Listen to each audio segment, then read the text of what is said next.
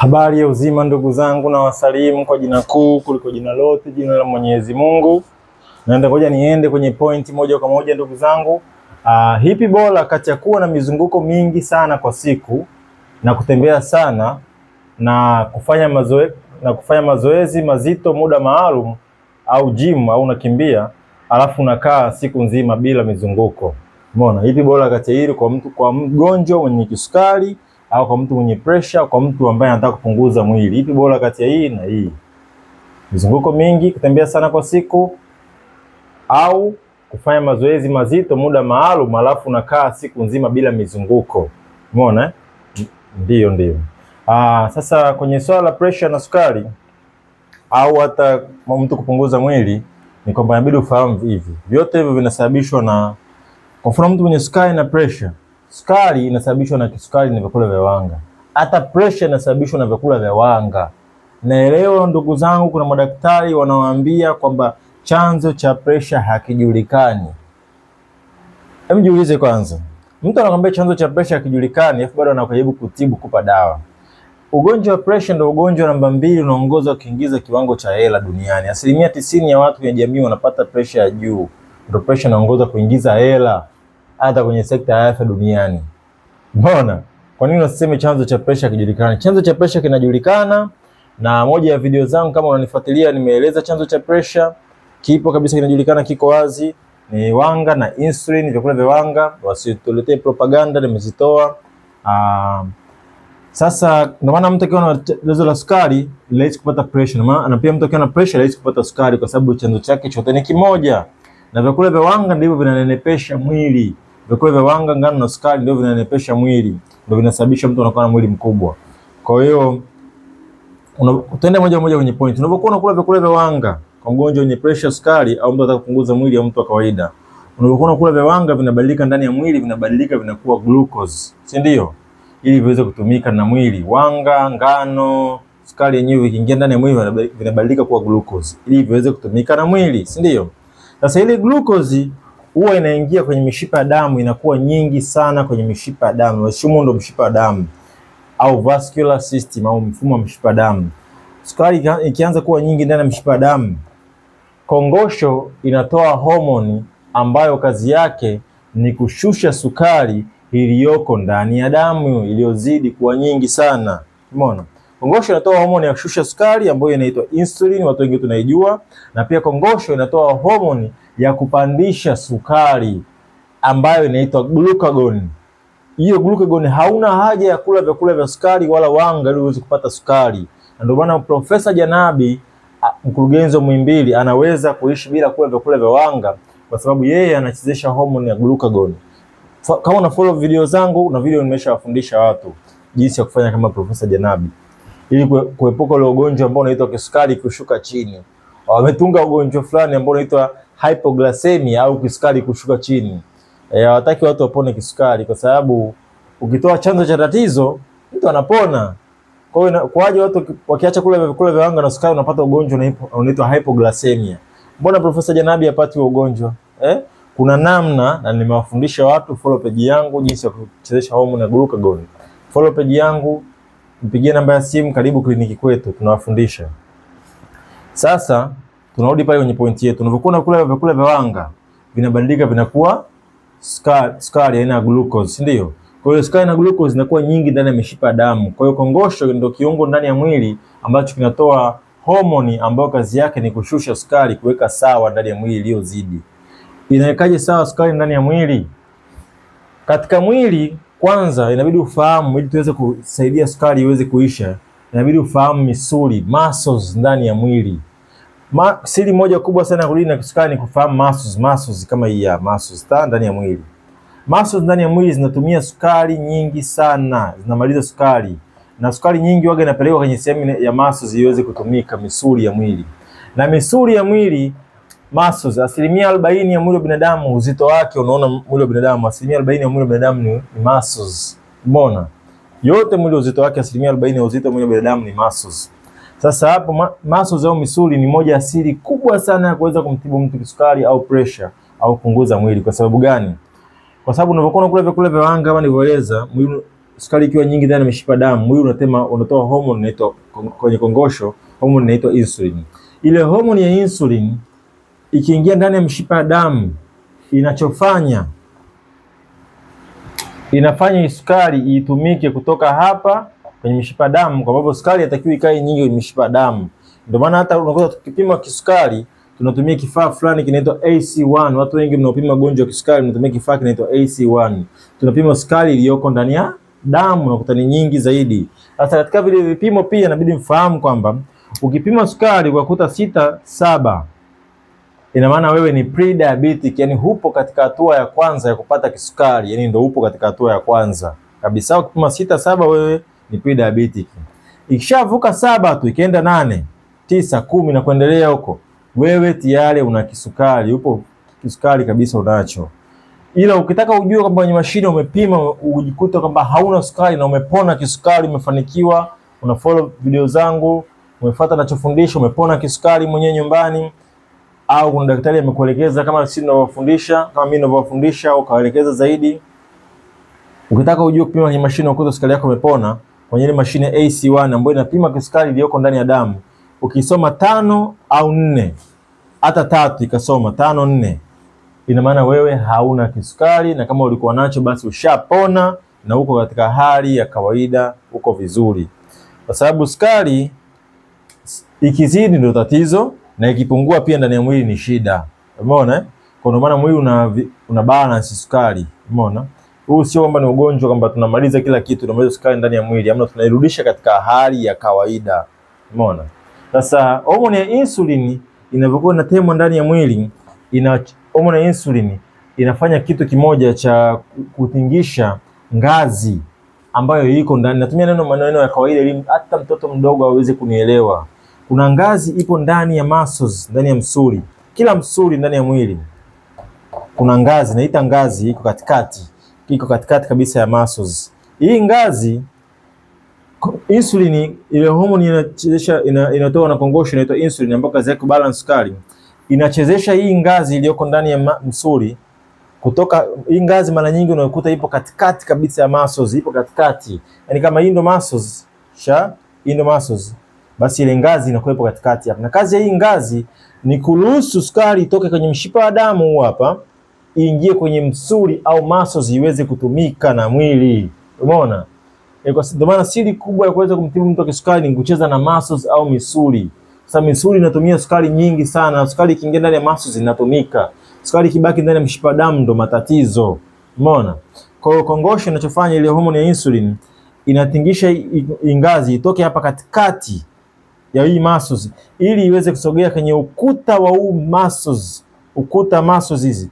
Ile ngazi ile katikati au tunaita glucose transporter, ambayo insulin inanyanyua hii glucose transporter au ngazi inafanya inakuja hapa juu kwenye ukuta huu muscles. Ikishasogea hapa juu kwenye ukuta muscles, ngazi kikaa hapa, inakuwa ni rahisi sana kwa sukari kutoka kwenye mshipa wa damu kuingia ndani ya muscles itumike. Kwa hiyo insulin ndio hiyo inachofanya, inachezesha hii ngazi kutoka hapa katikati ya msuli kwenda kwenye ukuta wa juu wa muscles, ili ule ukuta wa juu ngazi inavyokaa. Ikishaka hapa ngazi, sukari inaweza kuteremka vizuri kutoka kwenye msuli, kwenye mshipa damu, inaingia kwenye muscles iweze kutumika. Hiyo ni njia ya kwanza ambapo mwili unafanya sukari itumike kupitia insulin. Hiyo ni njia ya kwanza. Njia ya pili ambayo tunaweza tukafanya hii ngazi ambayo iko ndani ya muscles, huo ndo muscles, msuli, muscle. Njia ya pili ya kufanya hii ngazi, hiyo ambayo ngazi nimwambia mara nyingi, hii ngazi unakuta ipo katikati ya muscles. Kwa hiyo haiwezi kupanda ghafla yenyewe juu. Umeona? Haiwezi kupanda ghafla yenyewe juu ili sukari iweze kuingia ndani ya msuli itumike. Njia mbili, ya kwanza nimeelekeza hiyo insulin ambayo inanyanyua hii ngazi au inaitwa glucose transporter au ngazi. Ngazi ikifika hapa, sukari inatoka kwenye mshipa damu inaingia kwenye muscles, ndio inaanza kutumika. Inabadilika na kuwa glycogen na kadhalika. Nitaeleza siku nyingine topic nyingine hiyo glycogen. Sasa njia ya pili ya kuweza kufanya hiyo, njia ya pili ya kuweza kufanya hii ngazi itoke katikati hapa kwenda huko juu kwenye ukuta wa muscles ili iipe support sukari itoke kwenye mshipa wa damu, sukari itoke mshipa damu ipande hiyo ngazi iingie ndani ya muscles itumike. Njia ya pili ni kupitia activity au mizunguko au mazoezi. Mazoezi pia, unavyokuwa unafanya mazoezi au unavyokuwa unafanya movement nyingi au mazoezi, yanafanya contraction, yanafanya relaxation na contraction of muscles. Ukitembea unafanya contraction, relaxation na contraction of muscles, contraction, relaxation of muscles. Hata ukienda gym unafanya contraction, relaxation of muscles. Hata ukiwa unakimbia unafanya contraction, unafanya kuvutika na kutanuka kwa misuli. Kile kitu tunachofanya inafanya kuvutika na kutanuka kwa misuli. Sasa unapokuwa unafanya kuvutika na kutanuka kwa misuli mara kwa mara, unapokuwa unafanya ile tukio, unafanya activity nyingi kama hizi za kutembea na mizunguko mingi kwa mara, nayo mizunguko mingi au mazoezi yana stimulate mwili, yana stimulate hii ngazi iliyoko katikati hapa ya msuli, itoke hapa katikati ngazi au glucose transporter iende juu ya ukuta wa muscles ili sukari iweze kutoka kwenye mshipa wa damu, sukari itoke kwenye mshipa wa damu iweze kuingia ndani ya hii muscles. Umeona? Pia mazoezi yana uwezo wa kufanya kazi kama insulin inavyofanya, ina stimulate hii ngazi iliyopo katikati ya mshipa wa damu, kwa sababu ngazi ambayo au inaitwa glucose transporter iliyoko ndani ya muscles haiwezi kunyanyuka yenyewe kuja hapa juu ya ukuta ili iweze kuruhusu sukari itoke kwenye mshipa wa damu itelemke kwenye ngazi hiyo iingie ndani ya muscles itumike, si ndio? Njia ya kwanza ni kupitia insulin, njia ya pili ni kupitia movement au mazoezi. Kwa mazoezi yanafanya hii muscles inatingishika kila sana, muscle na relax na contract mpaka hii ngazi inanyanyuka inafika hapa juu, inaruhusu sukari inatoka huko inaingia ndani muscles inatumika. Umeona? Sasa unapokuwa unafanya mazoezi mara kwa mara au unakuwa na mizunguko mingi mara kwa mara, unatembea sana kwa siku, unakuwa unafanya kutanuka na kusinyaa kwa misuli karibu yote ndani ya mwili. Unapokuwa unatembea sana, karibu viungo vyote vinatumika. Kumove kutoka hapa kwenda hapa, viungo vyote vinatumika, muscles zote zinatumika. Umeona? Kwa unapokuwa unafanya kutembea mara kwa mara mizunguko mingi kwa sana, unafanya kutanuka na kusinyaa kwa misuli muda mwingi sana, karibu misuli yote inafanya hivyo kazi na karibu muda wote inakuwa inatumika. Kwa hiyo ina maana muda wote wewe unakuwa unanyanyua hii ngazi, inanyanyuka hapa, inachukua sukari kutoka kwenye mshipa wa damu inaingia, muda wote unakuwa unafanya, kwa sababu unakuwa na mizunguko mingi sana. Kwa mizunguko mingi sana unapokuwa unafanya, unatembea mara umeshika hii imeenda huku, inakuwa inafanya misuli inatanuka na kusinyaa karibu muda wote na misuli yote. Umeona? Kwa ngazi inakuwa inapanda kila saa, sukari na ngazi inapanda inatumika, sukari inatoka mishipa damu inatumika mara nyingi kuliko yule mtu ambaye yeye anakuwa anafanya mazoezi mazito muda maalum tu. Yaani wewe muda wako usiku tu unaona dakika 30 au lisali moja unafanya mazoezi, unanyanyua ngazi muda huo basi. Lakini huyu mwenzako tokea asubuhi ana mizunguko mingi, anaistingisha ngazi, inatumia sukari nyingi sana. Umeona? Na pia unapokuwa unafanya hizi movement kutanuka na kusinyaa movement sana, unamaliza madini ya magnesium na calcium. Magnesium na calcium, kwa sababu madini ya magnesium na calcium ndipo madini magnesium na calcium ndio yanahusika katika kusinyaa na kutanuka na kukaza kwa msuli. Umeona? Madini ya magnesium ndio yanahusika katika kutanuka kwa msuli au kurelax. Madini ya calcium ndio yanatumika kukaza mishipa ya damu au muscles pia. Yote mishipa damu, muscles, kitu chochote ndani ya mwili ambacho kina contract na kurelax kinahitaji madini ya magnesium na calcium. Kwa sababu magnesium ndio inafanya mishipa na relax. Umeona? Kwa hiyo yanatumika sana ndani ya mwili. Kuna movement nyingi sana, na shauri wewe unaingiza vyakula vingi sana kwa siku unakula. Vyakula vya magnesium na calcium. Magnesium ni vyakula hivi unapatikana wapi? Fahamu kwamba magnesium ni madini ambayo yana rangi ya kijani.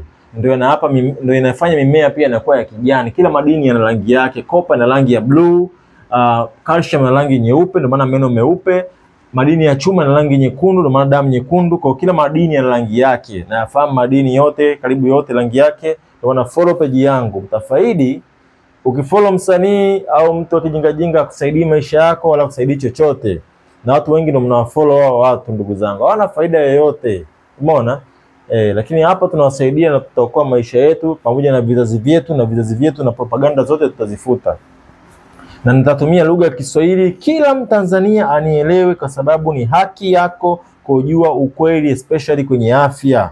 Na lugha ya Kiingereza inatumika sana kuchanganya watu. Nimejifunza hilo kupitia taifa la China na Japani, ambapo mimi nipo hapa Fohao International Clinic.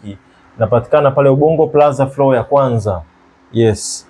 Kwa hiyo vyakula, turudi pale kwenye pointi yetu. Vyakula vya magnesium na calcium. Magnesium nimwambia na rangi ya kijani. Kwa hiyo karibu mboga za majani zote zina magnesium. Kwa hiyo kwa siku jitahidi, ukiwa na movement nyingi sana, jitahidi kwa siku uingize bakuli hata 1 au 2 za majani, muhimu sana. Na calcium, madini ya calcium yana rangi nyeupe. Na ndio maana meno yana rangi nyeupe, mifupa ina rangi nyeupe ndani ya mwili, kucha pia ni mwendelezo wa mifupa na rangi nyeupe.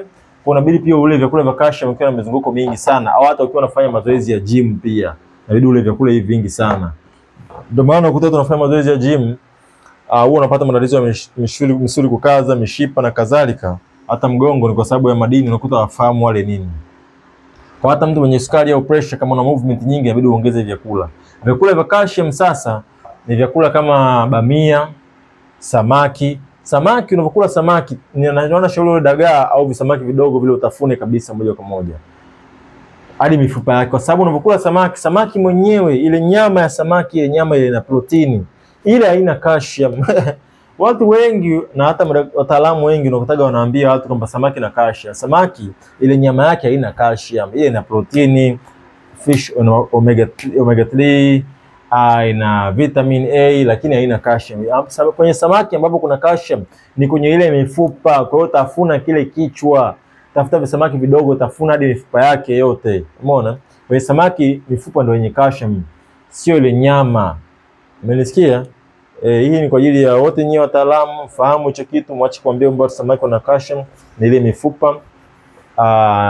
Na pia dagaa ni wana calcium pia, bamia pia wana calcium. Pia unaweza kwenda buchani ukachukua au kala supu ya makongolo pia na calcium, au ukitaka vizuri zaidi unaenda buchani, naambia muuza nyama nikatie vipande 8 mpaka 10 vya mifupa, unachemsha ile lisali moja au nusu saa, unakunywa ile supu, unapata calcium yako ya kutosha asubuhi na jioni. Dagaa pia, hata mchicha pia una calcium lakini ndogo sana. Yes, bamia pia zina calcium, mayai yana calcium, maini pia na calcium. Yes, ndugu zangu. Kwa hiyo unapokuwa unafanya hizi mizunguko mingi sana kwa siku, unafanya kutanuka na kusinyaka misuli karibu yote na muda wote. Kwa hiyo unakuwa unanyanyua hii ngazi muda wote, ambayo ngazi ikinyanyuka inafika kwenye mishipa ya damu, inaruhusu sukari ingie, inatumika muda wote. Kwa hiyo kama unapokuwa unafanya hivi muda mrefu na mizunguko mingi sana, unatembea sana muda mrefu, na ndio maana pia hata ni vizuri sana, shauriwa baada ya kula ni vizuri zaidi kutembea kumaliza kula, ili ukimaliza kula usiuchoshe mwili, utumie insulini kuitumia ile sukari, usichoshe mwili. Tumia njia ya pili. Mambo kuna njia mbili za kunyanyua hii ngazi. Kupitia insulini inaweza kunyanyua hii ngazi ikafika hapa kwenye mishipa damu, ikifika mishipa damu inatoa hiyo sukari, ya mishipa damu inaingiza kwenye muscles, inatumika. Njia ya pili ni kupitia movement pia. Movement unakuwa unafanya misuli inatanuka na kusinyana na kutanuka na kusinyana kila saa. Unaitingisha hii ngazi kutoka katikati hapa kwenda juu kwenye ukuta, uko juu kabisa kwenye, kwa sababu ngazi unakuta imejificha kama nilivyoeleza katikati. Kwa inabidi ngazi ifike huko juu kupitia mazoezi au movement. Yes, movement pia zina kutanuka na kusinyana kwa misuli, kunafanya ngazi itoke hapa ije juu kwenye ukuta juu, ili sukari itoke ipate na chance ya kupanda hiyo ngazi ingie kwenye misuli. Umeelewa? Kwa hiyo unapokuwa unafanya movement na mizunguko mingi sana, labda unafuuliza mwezi mzima, unafika muda mwili unatumia nishati yote ambayo iko inategemewa, iko inaitwa glucose. Nishati ya kwanza inatumika ndani ya mwili iweze kuisha ni glucose, inakuwa inaisha. Sasa glucose ikishaisha ndani ya mwili au ikipungua sana ndogo, mwili una shift kutoka kutumia glucose kama chanzo cha energy, chanzo cha nishati cha nguvu, unaanza sasa kutumia fat. Ikiisha glucose inafuata fat au mafuta yanaanza kutumika pia ndani ya mwili. Kwa hiyo unapokuwa unaongeza kutanuka na kusinyaka misuli au movement nyingi, unatembea sana, baada ya mwili kumaliza glucose yote, unafuliza mwezi mmoja, una mzunguko mingi sana, baada ya glucose inafuata fat na mwili unaanza kutumia mafuta. Sasa unaanza kuchoma mafuta sana. Ukishafikia hatua hii, safi sana, yani utakuwa uko vizuri sana. Hata ukija kufikia hatua hii, mwili ukianza kuchoma mafuta, na maana hata kisukari chako utakuwa ni 6, 7 au utakuwa ni 5 mpaka 4. Umeona? Sasa nadhani mpaka hapo tumeelewana ndugu zangu, na tushamalizana, tumefahamu kabisa kwamba kipi bora kwa mtu mwenye pressure au kisukari au unataka kupunguza mwili. Ipi bora kati ya kuwa na mizunguko mingi au kutembea sana kwa siku, na mtu yule ambaye anayefanya mazoezi mazito ila kwa muda maalum, au anaingia gym kwa muda maalum, alafu unakaa siku nzima bila mizunguko au mizunguko michache sana. Umeona? Naitwa Dr. Chris ndugu yangu, napatikana hapa How International Clinic. Na kuna swala moja la mwisho kabla sijawaaga ndugu zangu. Katika kile kipimo cha sukari ambacho kinaitwa AC1, wengi mnachokitumia majumbani, kile kipimo cha sukari bwana kinapima sukari iliyoko ndani ya damu peke yake. Umeona? Lakini katika kupima sukari vizuri na kuweza kutibu kisukari na kuweza kumjua mtu hali yake ya sukari imefikia wapi, atuangalie sukari iliyoko ndani ya damu. Sio kitu cha kwanza cha kimbilia kuangalia. Kwa sababu gani? Tofauti kati ya mtu mzima anakula sukari apati wanga na mtoto mdogo au kijana anakula vyakula vya sukari apati kisukari, ile mtu mzima anakula vyakula vya wanga anapata kisukari. Tofauti yao ni kwamba hivi, kongosho ya mtu mzima imechoka. Kwa nini imechoka? Kongosho ya kijana bado ni nzima na imara. Kwa nini bado ni imara? Kwa sababu ijatumika muda mrefu. Ila ya huyu mzee ilianza kutumika tokea yupo kijana. Ameanza kula vyakula vya wanga vingi tokea yuko kijana. Umeona? Na bakuli moja, kwa mfano bakuli moja ya wali, wali moja sahani moja wali unapokuwa nyumbani majumbani kwetu hata mamantilie, sahani moja ya wali ya kawaida huwa na vijiko 16 mpaka 25 vya sukari. Ukiongeza mlima vinakaribia mpaka 32.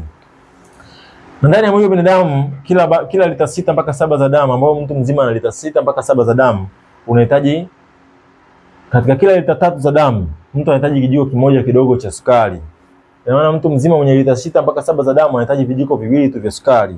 Ina maana tunapokuwa tunakula ile sahani nzima ile wali, tushaingiza vijiko 16 zaidi ya viwili. Kwa hiyo lazima kila siku mwili unatema, maisha yote kila siku mwili unatema insulin. Kongosho unatema insulin kila siku ya kushusha sukari kila siku. Ndio maana ukuta sasa mtu kishafika miaka 40 ndio unapata kisukari, kwa sababu kutokea ujanani. Ndio maana nawashauri kisukari kinaanza ujanani, sio uzeeni. Inachukua miaka 30 mpaka 20. Na tunawashauri vijana wenzangu, kuweni makini, fanyeni movement nyingi sana. Umeona? Na sisi pia tunazeeka, msizalau ndugu zangu, na sisi pia tunazeeka, si mchezo. Kwa hiyo sasa kwenye kumpima mtu kisukari inabidi tumpime mtu, umwangalie mtu hata unavyokuwa unamtibu mtu, uangalie tu sukari iliyoko ndani ya damu. Kile kipimo cha AC1 sio kizuri sana. Ndio maana sisi tuna kipimo kingine ambacho tunakuwa tunapima, tunaangalia uwezo wa kongosho wako iko katika hali gani, na je, ndani ya damu humo insulin iko level gani ndani ya damu. Sio sukari, tunaangalia insulin iliyoko ndani ya damu, quality yake. Kwa sababu mtu mwenye kisukari namba 2 au diabetes type 2, maana yake ni kwamba hivi, kongosho inatoa insulin nyingi sana kwa sababu kuna sukari nyingi ndani ya damu.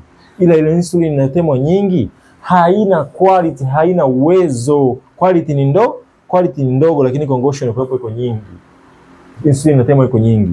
Ila kisukari namba 1 au type 1 diabetes ni kinyume cha kisukari namba 2 hicho ambacho tumetokielezea. Kisukari namba 1 ni kwamba kongosho inakuwa haitoi kabisa sukari, kongosho inakuwa haitoi kabisa insulin, hormone ya insulin ambayo inashusha sukari, au inatoa insulin kidogo sana ndani ya damu. Hiyo tutaongelea siku nyingine, type 1 diabetes au kisukari namba 1 tutaongelea siku nyingine. Ila hapa tunadili na kisukari namba 2. Sasa sisi tunapokuwa kliniki kwetu tunakupima kiwango cha insulin ndani ya damu, na pia tunakupima hali ya kongosho ndani ya damu. Kwa sababu hicho ndio tunaenda kukitibu. Kishamtibu mtu kongosho yake kishaitibika na insulin kaijenga ikawa imara, hata mtu akila vyakula vya wanga unaweza kushusha sukari bado kama kijana. Unaona? Unaweza kaishusha. Kwa unakuta ni kongosho ndio imefeli. Umeona? Kwa hiyo inabidi mtu tukupime. Sio tuangalie sukari yako ndani ya damu, inabidi tuangalie sukari, kongosho hali yake ikoje, na je, insulin inayotemwa ndani ya damu ikoje? Hivyo ndio njia sahihi ya kumpima mtu, na unafahamu hata unamshauri vyakula vya kujenga kongosho na insulin. Follow page yangu na video zangu, mafundisha baadhi ya vyakula vya kujenga kongosho na insulin kama chromium, vitamin B1, vanadium na kadhalika. Mnafollow mtafaidi ndugu zangu vingi sana. Na kwa leo naomba niishie hapo, na hisi nimemaliza. Kwa sisi tunatibu kisukari, pia tunatibu pressure, na tunashauri pia. Sometimes unaweza kumshauri mtu ale hivyo vyakula, lakini kumbe mfumo mmeng'enyo wa chakula wake una sumu nyingi, au mtu ana uvimbe ndani ya tumbo. Kwa tunatibu uvimbe unasababisha mtu kushindwa kuvifyonza vile vyakula, au mtu bana asidi ndogo. Kwa ukifika Ubungo Plaza hapa, sisi tunakufanyia full body check up kwa magonjwa yasiyoambukiza kupitia kifaa cha Wajapani na Wachina. Yes, ambacho kinapima mwili mzima na kinapima kongosho na insulin. Asante sana ndugu zangu, kwa hapo nimemaliza, na mimi ni mtumishi wenu ndugu zangu wa afya. Niko chini ya mamlaka ya Wizara ya Afya Jamhuri ya Muungano wa Tanzania. Nipo kwa ajili ya kusaidia jamii kwa upendo, na hakika karibuni sana, tunasaidia jamii. Asante sana. Mwenyezi Mungu awabariki sana, na Mwenyezi Mungu atubariki wote, maana bado tunahitaji baraka zake.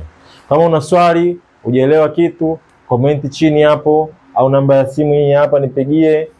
Hilo swali utakalouliza ndio inaweza ikawa ni topic ijayo, au tukakusovia swali lako, na karibu.